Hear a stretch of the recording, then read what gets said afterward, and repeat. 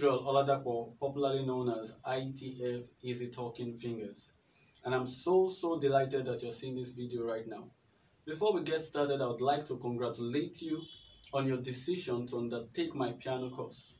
This course has been broken into units that will help you understand the basic secrets to playing the piano by ear and get you on your way to becoming a professional pianist anywhere in the world. Isn't that fantastic? Well, without further ado, let's get into these units. I'm sure you're going to enjoy it. I remain Israel Oladapo, the director of ITF Global House of Music. Alright, we are getting started. But if you've not gotten this book, Basic Secrets to Playing the Piano by Ear, Volume 1 by Israel Oladapo, then you're missing out on something. So make your order immediately after viewing this video.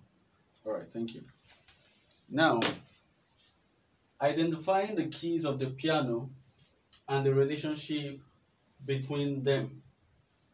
One of the first things you need to take note of is the fact that in any language, the first thing you'll learn is the alphabet of the language. And I like to say to many people that music is just like a language. Music is like a world, a culture on its own. Alright? And the first thing you need to do is to learn the alphabet of the language.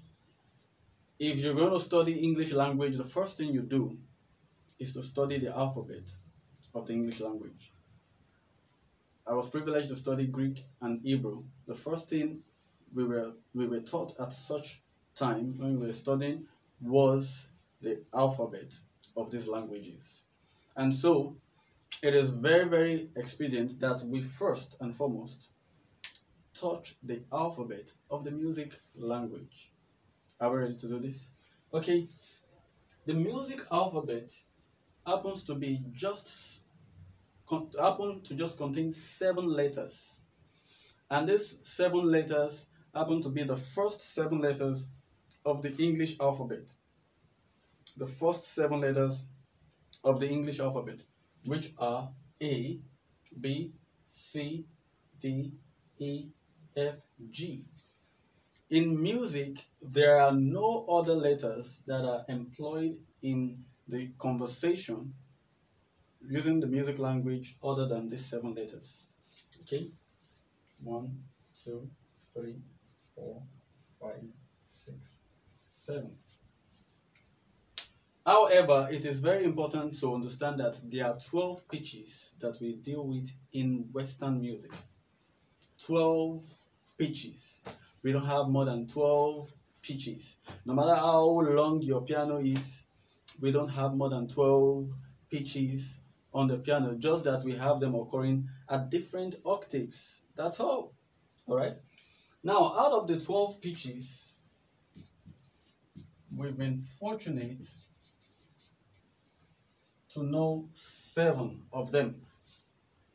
Okay? And if you do your mathematics, 12 minus 7 is 5. And so we are still left with 5 other pitches, or you use the word keys. Now when I'm teaching here, you pay attention. I could use the word pitch, key. I could use them interchangeably, so pay attention. So we have 5 pitches or 5 keys to go. Now, to know where these 5 keys are, I want you to understand something, that these 5 keys don't have a name of their own. You know, we have said that we have just 7 letters in the music alphabet. And so, these 5 other pitches or keys don't bear any other name other than extracting their names from these 7 existing keys. Although they are independent, although they can do whatever the 7 keys can do, but they extract their names from these existing letters of the music alphabet. And so I'm going to show us very quickly how we will get these 5 other pitches out of these 7 pitches. Okay, so to understand those 5 other keys, we need to understand the concept of tones and semitones. Tones and semitones. What is a tone? What is a semitone? A semitone is the distance between 2 adjacent notes. It is the movement from one key to the next key. In music, when you move from a key to the immediate key to it, then you have moved by a semitone. A tone, on the other hand, is made up of 2 semitones, just like you have 2 semicircles making a circle. So that is just the same way you have 2 semitones making a tone. Now, a deeper and broader explanation is what we have here. I listed out about 12 pitches here. Yeah, 12 pitches here, indicating them with the figures. Now, moving from 1 to 2 is moving by a semitone. Moving from 2 to 3 is moving by a semitone. Moving from 3 to 4 is moving by a semitone. Moving from 4 to 5 is moving by a semitone. However, moving from 1 to 3 is moving by a tone. Moving from 3 to 5 is moving by a tone. Moving from 3 to 4 is moving by a semitone. Okay, I believe we got that. Let's move on from there. Another concept we need to quickly look at to understand the letters of the music alphabet, the keys of music, and the relationship between them is accidentals. What are accidentals? Accidentals are musical signs or symbols that are used to either raise, lower, or restore a musical note. Now we have 5 of them. We have this sign that looks like an ash. It's called sharp. All right. And what it does is to raise a note by a semitone, that is by a half step. Another name for a semitone is half step. This sign that looks like a curved B is known as the flat. And what it does is to lower a note by a semitone, or you say half step. This sign that looks like a cross, an X, okay, is called the double sharp, and it raises a note by 2 semitones, or apparently say a tone. All right. Another name for a tone is whole step. Double flat, as you can see, lowers a note by 2 semitones or a tone or a whole step. Now this sign is the natural sign and it restores a note. Well, we wouldn't deal much with the natural sign now, but that will be okay in the future. We'll talk about that later. All right, so let's move on from here. There is a golden rule that we need to put to our hearts. Okay, very, very important to know. And this golden rule, at this time, I'll be telling us some golden rules from time to time in some of these units as we go along. The golden rule here is that between E and F, there is a natural semitone. There is a natural semitone relationship between E and F. Between B and C, there is a natural semitone as well. Alright, but other letters of the music alphabet are tone related. Now let's look at that below. That is, between A and B, there's a tone relationship. Between B and C, there's a natural semitone relationship. Between C and D, there's a tone relationship. D and E, there's a tone relationship. E and F, there's a natural semitone relationship. F and G, there's a tone relationship. G and A, there's a tone relationship. You must know this. Okay, never ever forget this golden rule.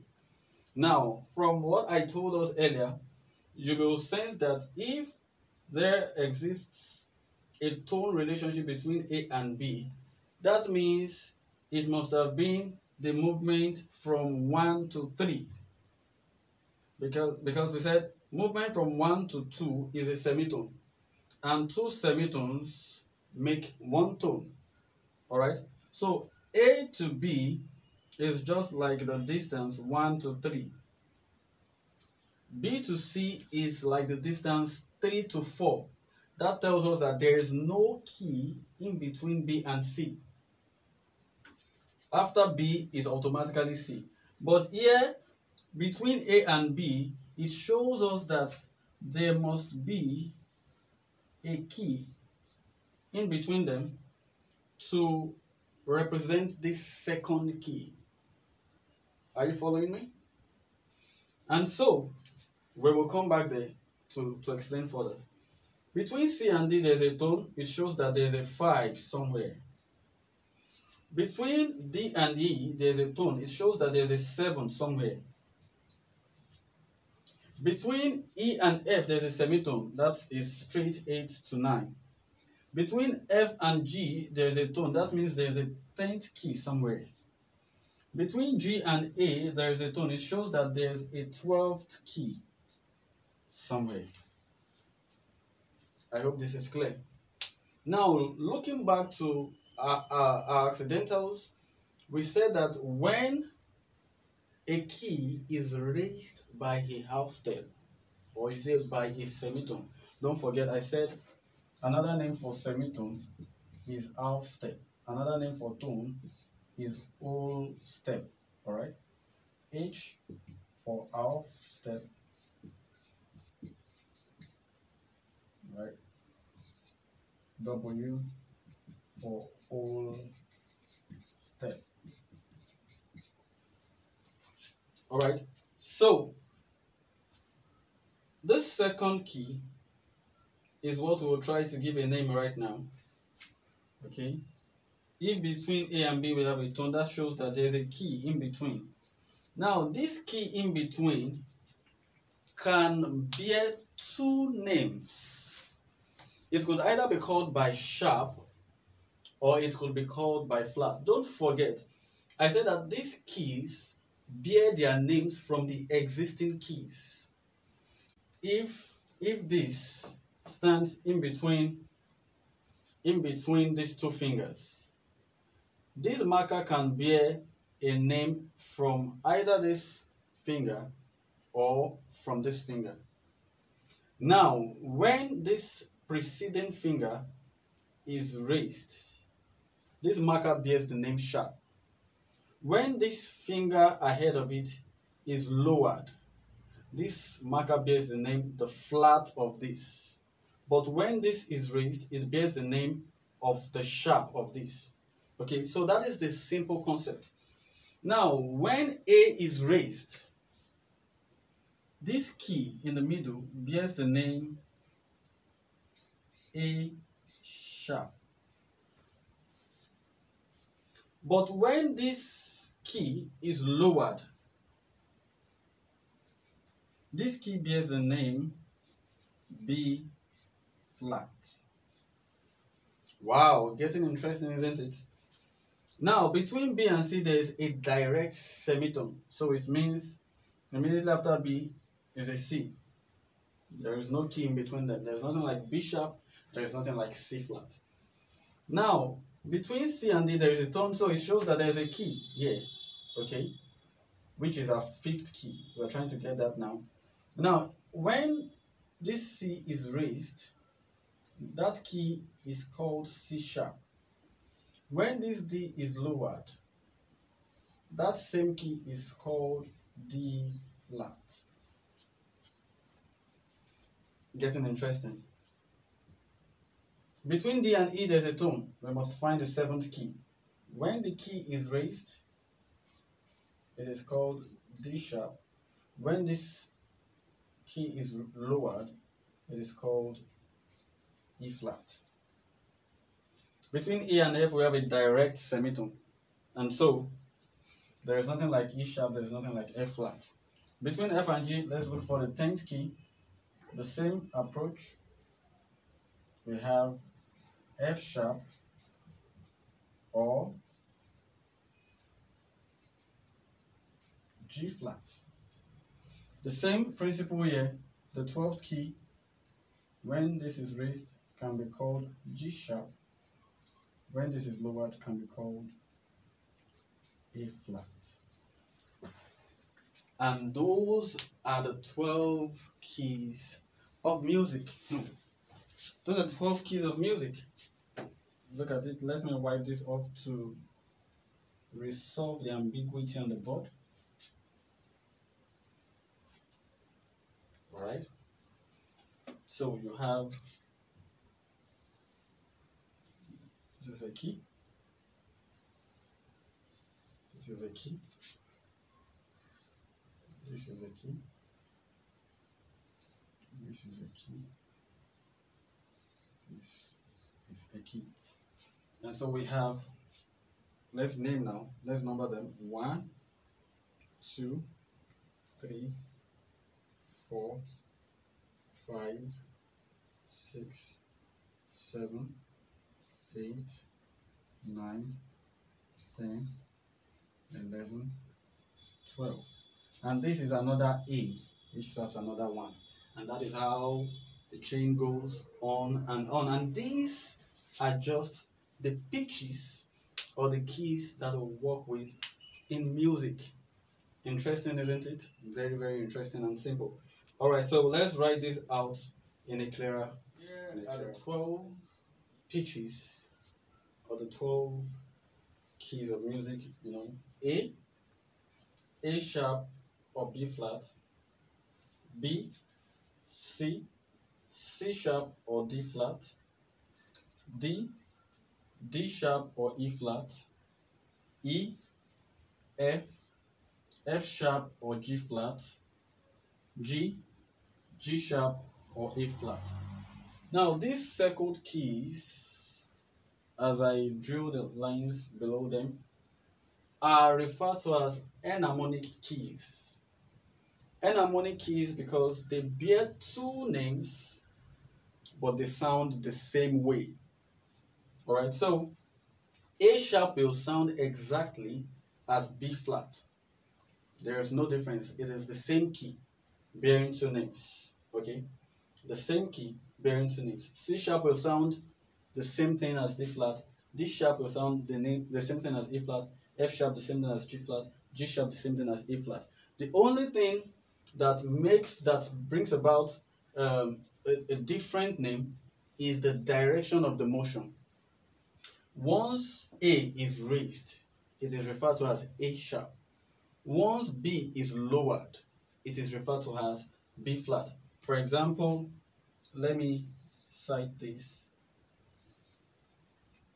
In music, if this is line A, for example, okay, let me use this space as A and this line as B.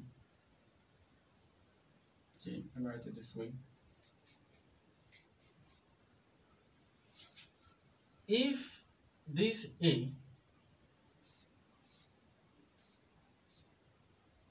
if this note is raised, this is A sharp. On the other hand, if this note, this is B, if this note on line B is flattened, this is B flat. Okay, so they look different here, but they sound exactly the same way. We are going to see that on the piano right now. All right, so this is the piano. I'm going to show us practically what we've done on the board there. Now, you will see that on the piano we have a set of white and black keys. All right, white keys, black keys, and these black keys are grouped in twos, threes, twos, threes, twos, threes, twos. That's the standard of the piano. That's the way the piano is. Now, how do you know your key C? To identify your key C, you look out for the two groups, the group of two black keys. Okay, when you identify them, the white key that you see before these two black keys is your key C. The white key that you see before these two black keys is your key C.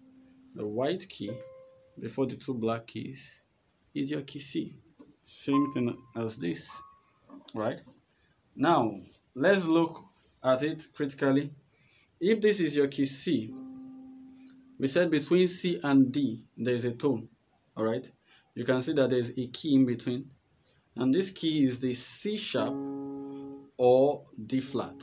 All right, it is this black key that bears it is this black key in between these two white keys, which are natural keys, that bears the name C sharp or D flat. Now the black key in between D and E, right, because this is C, D, E, F, G, A, B, C. That is the order, you know. If we begin from C, then A and B goes after G. So you have C, D, E, F, G, A, B, C, D, E, F, G, A, B, C, D, E, F, G, A, B, C, D, E, F, G, A, B.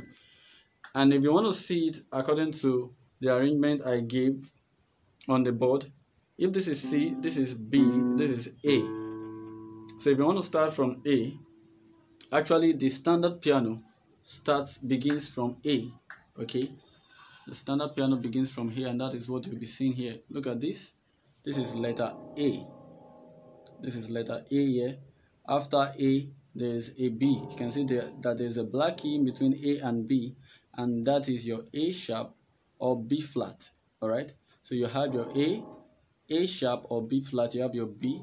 Now between B and C, you can see that there is no key in between, and that is why we said one of the golden rules you must keep to heart is that between B and C, you have a natural semitone. All right, no one can force in a key in between this. All right, so between C and D, there's a tone. You have your C sharp or D flat here. You can see the sound, it is just the same key but bearing two names. Between D and E, you have another key here. All right, D sharp or E flat. Now this is E and F. You can see that a natural semitone exists between E and F as well. All right, while other keys you have tone relationships because you have keys in between them. So let's quickly